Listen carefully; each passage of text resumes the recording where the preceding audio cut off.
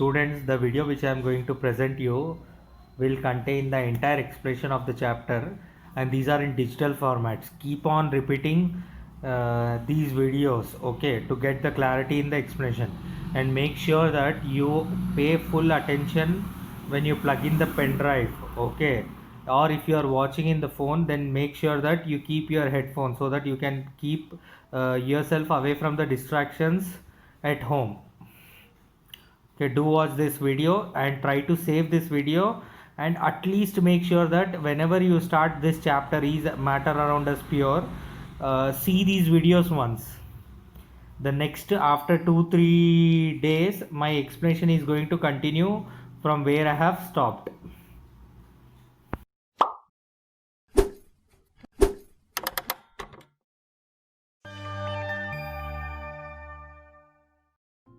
Chapter 2 is Matter Around Us Pure. We see various objects or products labeled as pure. By pure, we mean that it is unadulterated.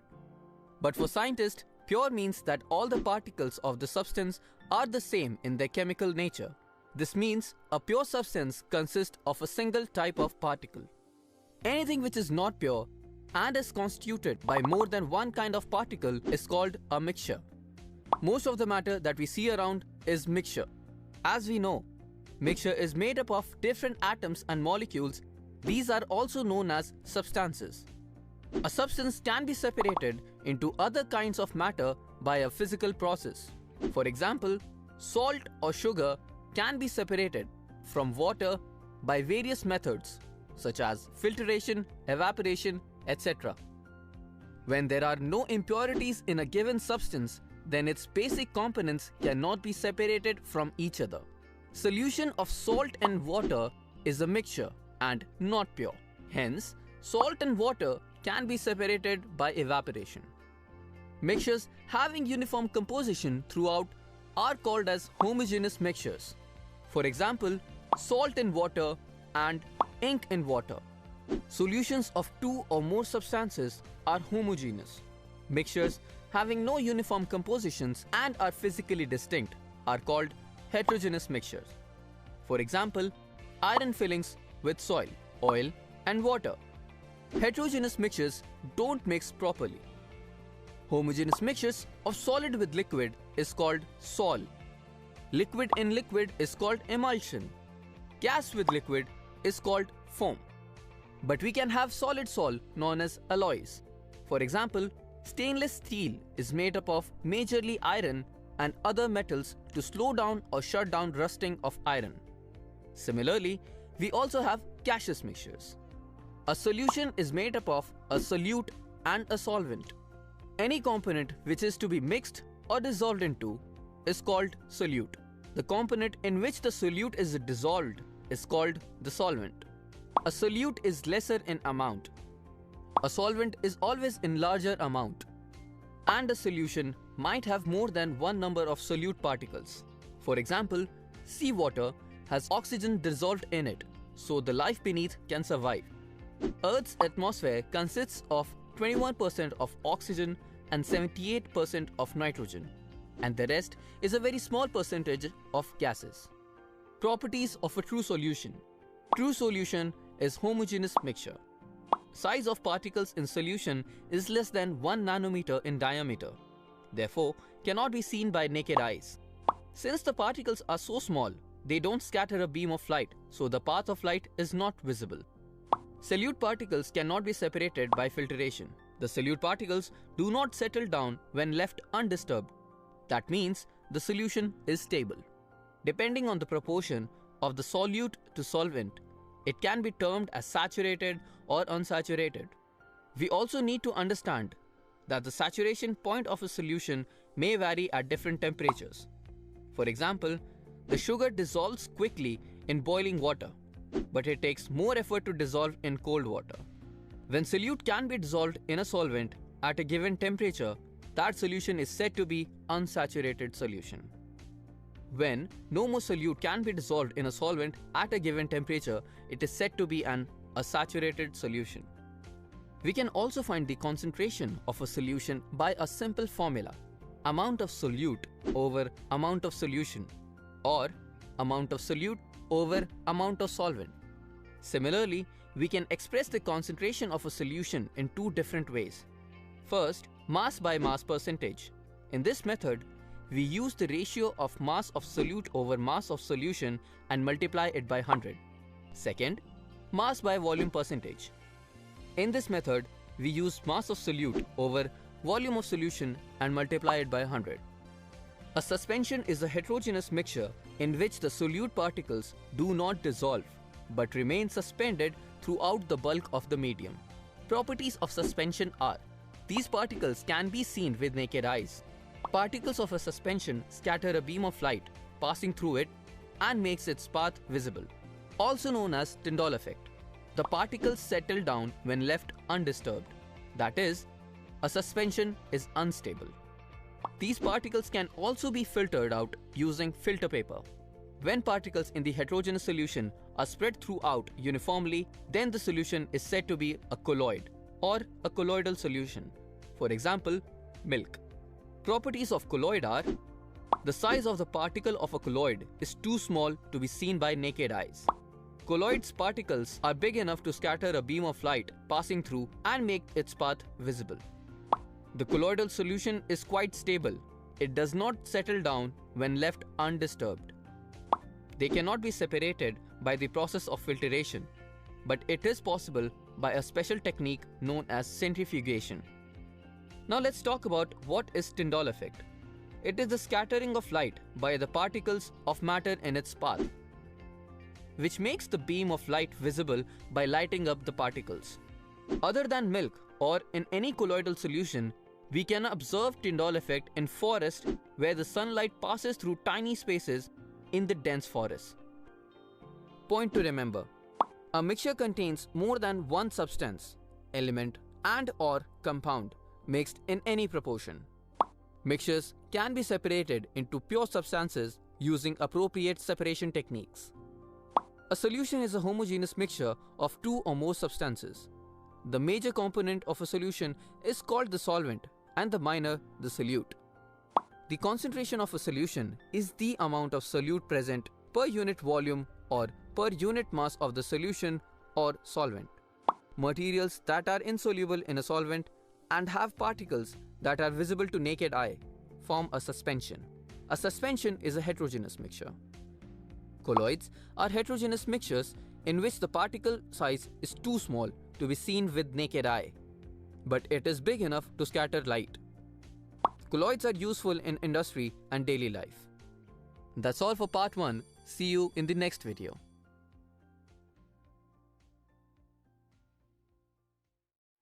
Before watching the video, press the bell icon and show us that you are a genius.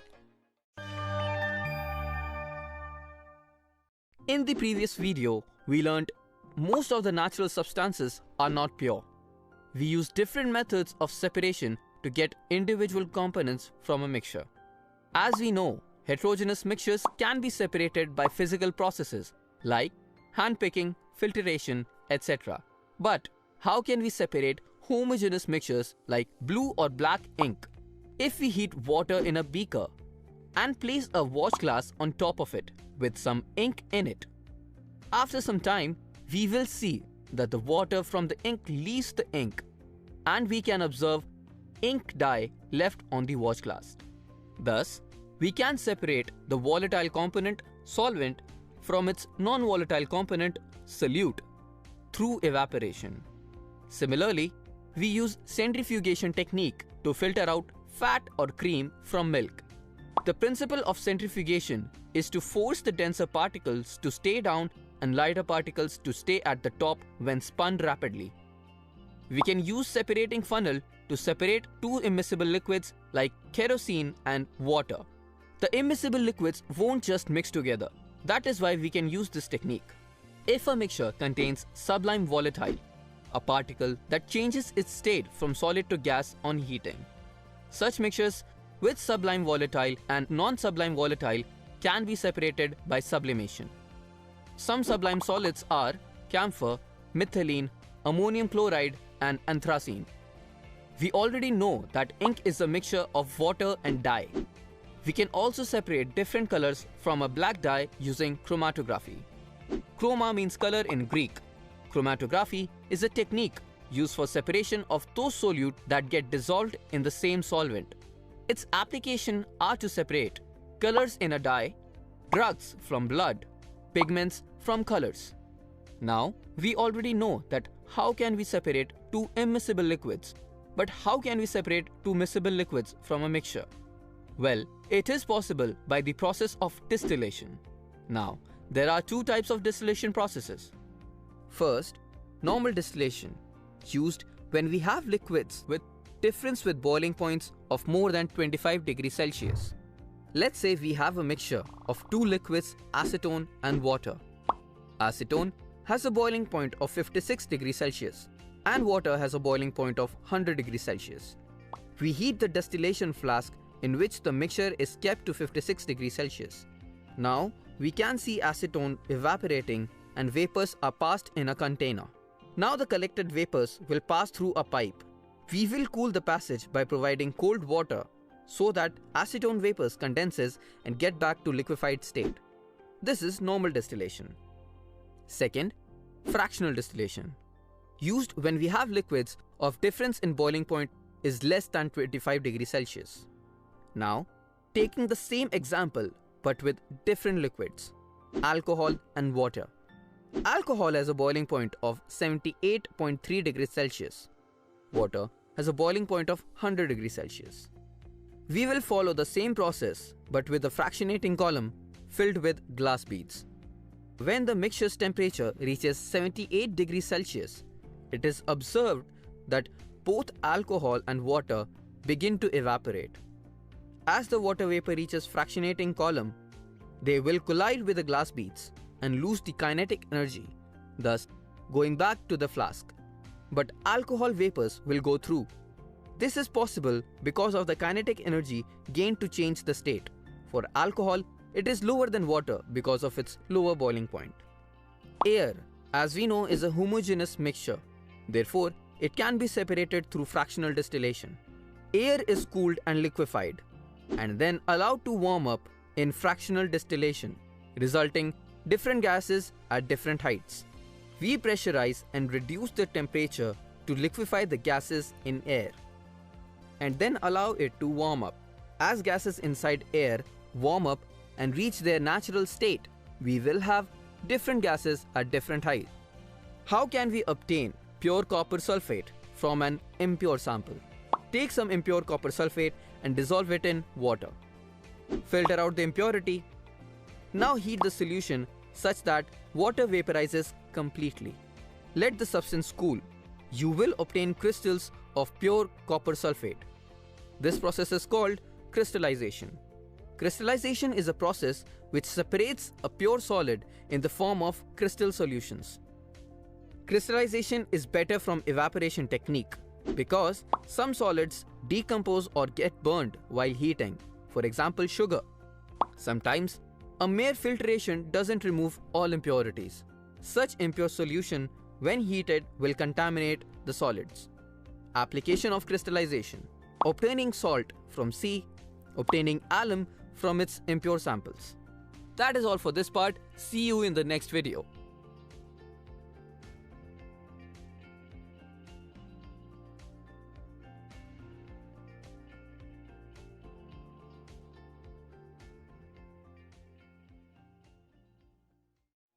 Before watching the video, press the bell icon and show us that you are a genius.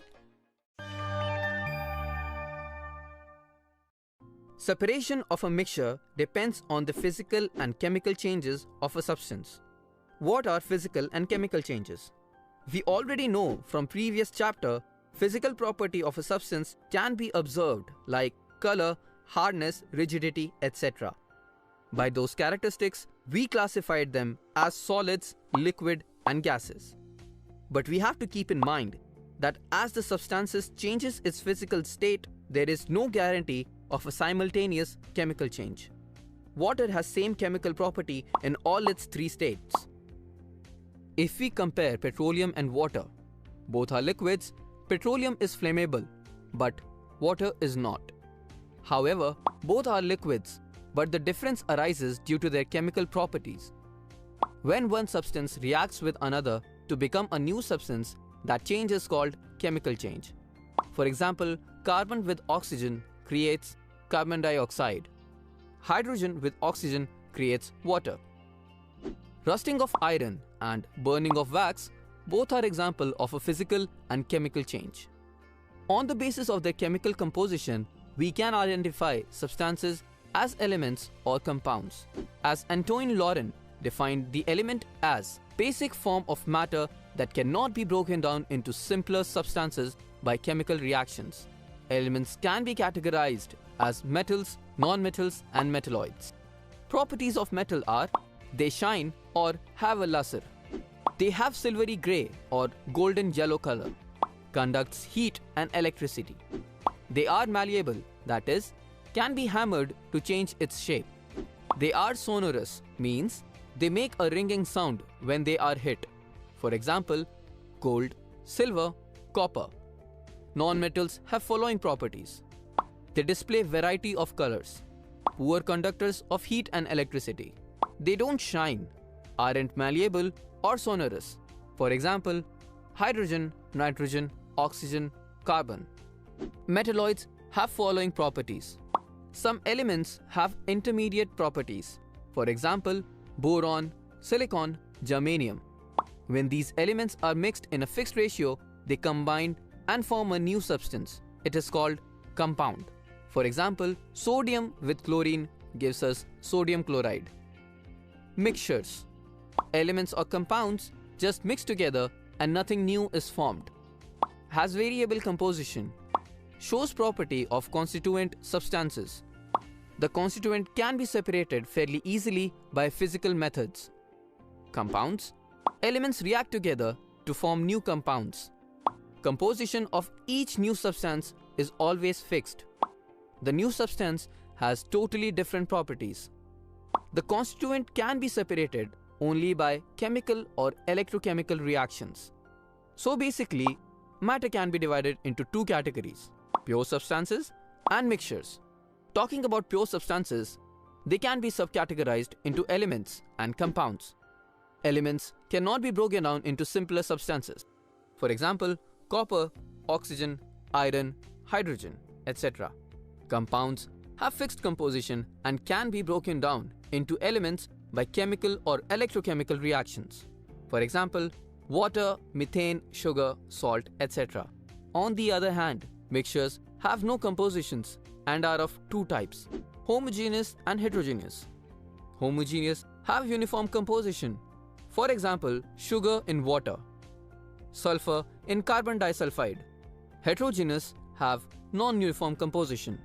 For example, sand and salt, sugar and salt, water and oil, etc. Point to remember: pure substances can be elements or compounds. An element is a form of matter that cannot be broken down by chemical reactions into simpler substances. A compound is a substance composed of two or more different types of elements chemically combined in a fixed proportion. Properties of a compound are different from its constituent elements, whereas a mixture shows the properties of its constituent elements or compounds. That's all for this chapter. See you in the next video.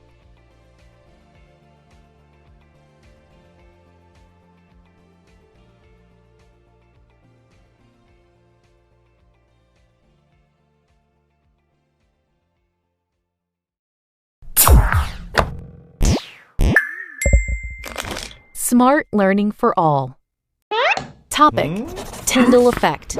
Why does the sky appear blue? Don't know the answer? No worries. We shall find the solution.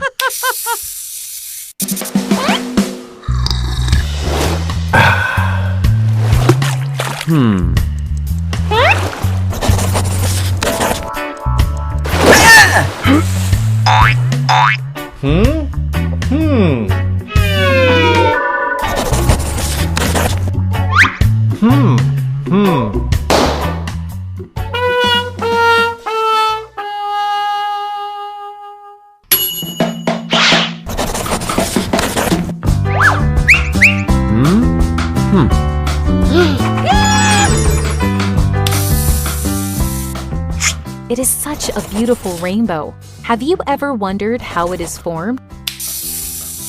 A rainbow is formed when raindrops split sunlight into different colors. Sunlight, or white light, consists of many colors. However, only a few of them are visible to us. A band of these visible colors is called a visible spectrum. When we see a rainbow, our brain and eyes distinguish the visible spectrum into 7 main colors, namely red, orange, yellow, green, blue, indigo, and violet.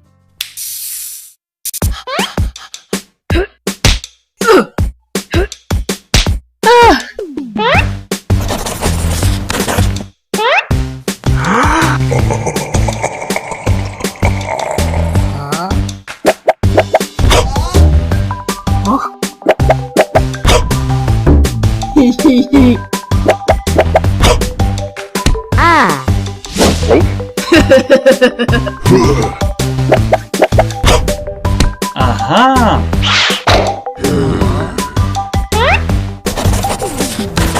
Ah!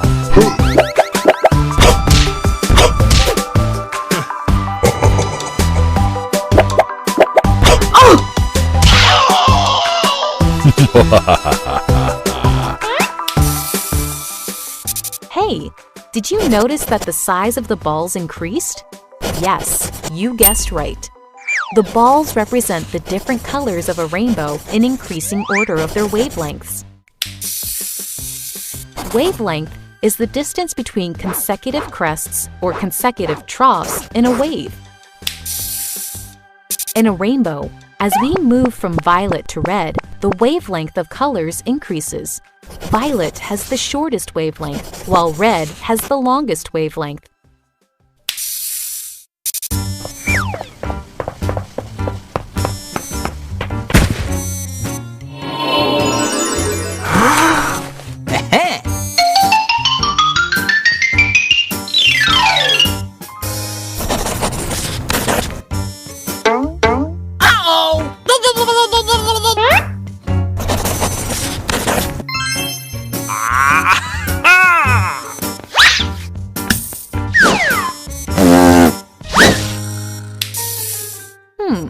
Do you think that our eyes have a natural inclination towards blue as compared to violet? Yes, this is one of the reasons why our sky appears blue and not violet. To understand this, first, let us study about Tyndall effect. Tyndall effect is a phenomenon in which a beam of light scatters on striking the particles present in its path. This scattering of light is responsible for the blue color of the sky. We know that our atmosphere primarily consists of oxygen and nitrogen particles, along with dust, smoke, and other particles in comparatively smaller proportions. The size of these particles in the atmosphere is responsible for the color of scattered light. When the sunlight strikes particles of dust, smoke, etc., which are bigger than the wavelength of sunlight, all the colors of sunlight are equally scattered. As a result, the scattered light appears white. However, when the sunlight strikes particles of oxygen and nitrogen, which are smaller than the wavelength of sunlight, the colors of sunlight having shorter wavelengths, that is, blue and violet, are much more scattered than colors having longer wavelengths. But our eyes are much more sensitive to blue color as compared to violet. Hence, the sky appears blue to us.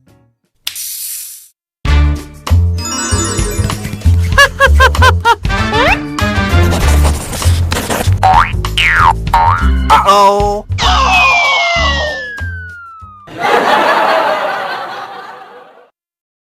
For more educational videos, please visit www.smartlearningforall.com. Also, don't forget to subscribe to our YouTube channel.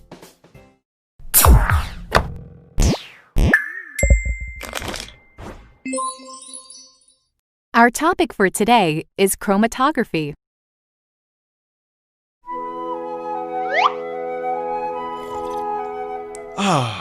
Please take my cup. Please, get me the schedule.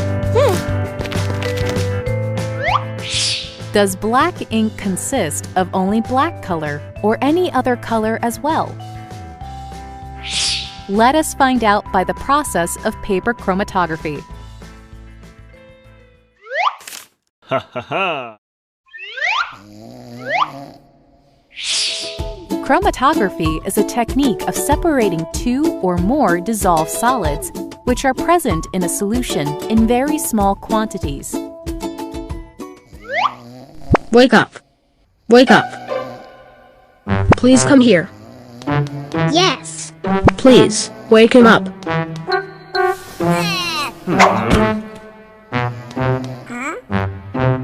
Do something. Wake him up. Take a strip of filter paper.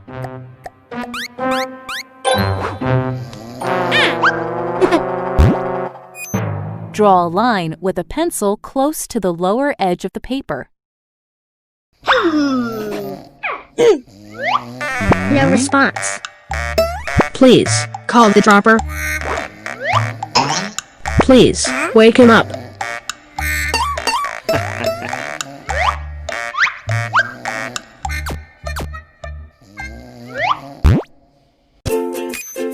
Put a small drop of ink on the center of the line. Let it dry for some time. No response. Call Mr. Smart. Please, wake him up. Take a jar containing some water.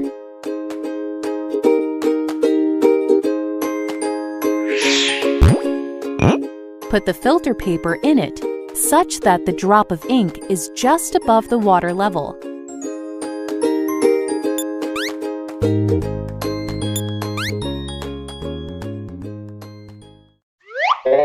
No response. After some time, the water starts gradually rising up by capillary action.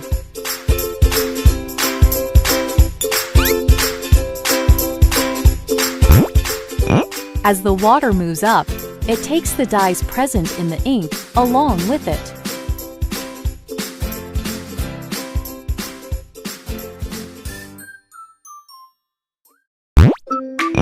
As the water rises up, we see different colors on paper. These are the different dyes present in the ink. Different dyes have different solubility levels and travel at different speeds as the water rises up. As a result, we see different colored strips at different heights, and the dyes get separated.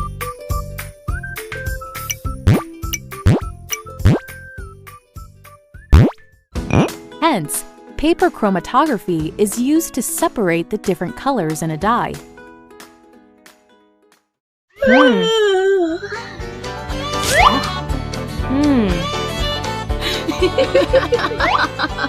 Ha ha ha!